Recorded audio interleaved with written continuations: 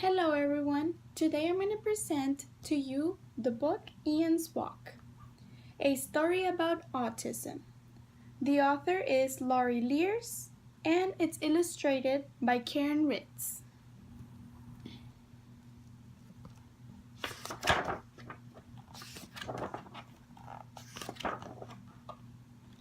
It's the perfect day to go to the park and feed the ducks with my big sister Tara.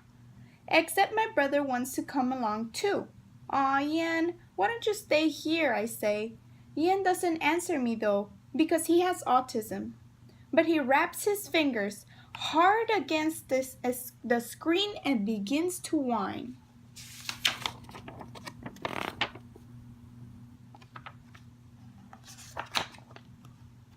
Oh, all right, Ian, I say. Can he come? I ask Mom. Says Mom, you'll need to watch him closely the whole time. Are you sure you want to do that? It's okay with me, I answer, and Tara nods. You hold his hand though, Julie, she tells me.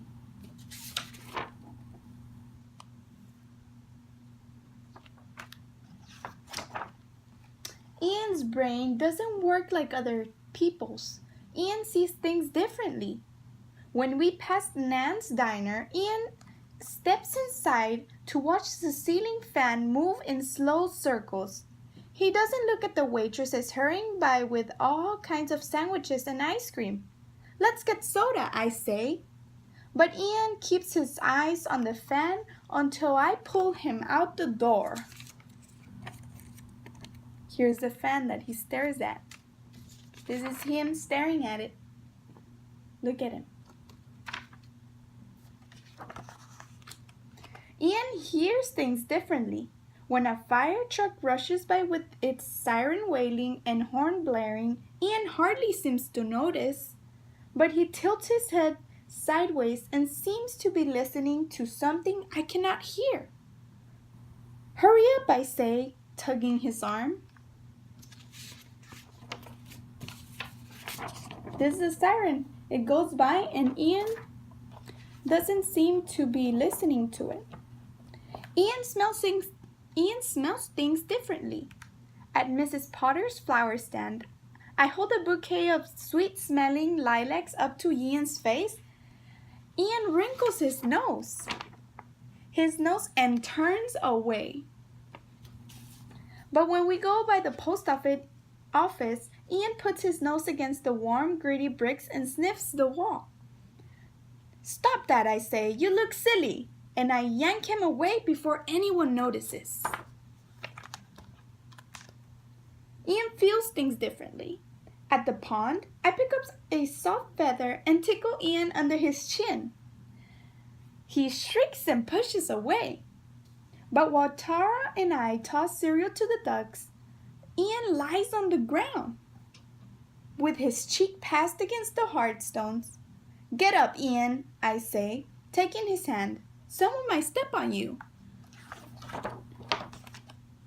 Ian tastes things differently.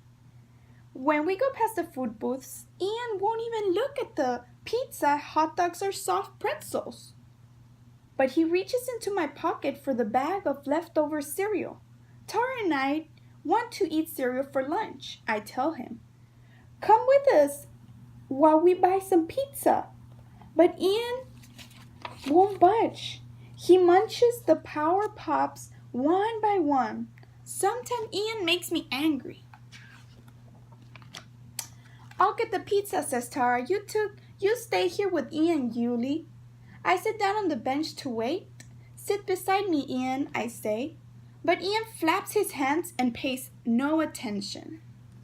At last, Tara comes back carrying 2 slices of gooey pizza. Where's Ian? She asks. I look at the spot where Ian was standing, and Ian is gone. My stomach does a flip-flop, and for a moment, I can't move. Tara rushes off to look for Ian. I squeeze my eyes shut and try to think like Ian. Ian likes the balloon stand where the big machine hisses and stretches balloons into colorful bobbing shapes.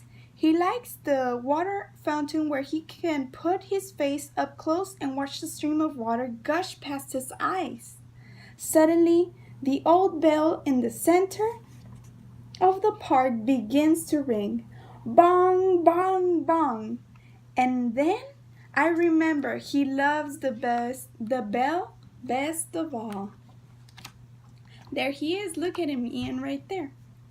I run full speed towards the bell, and there's Ian. He is lying under the bell, making the big gong move back and forth. I hug him tightly, even though he doesn't care for hugs.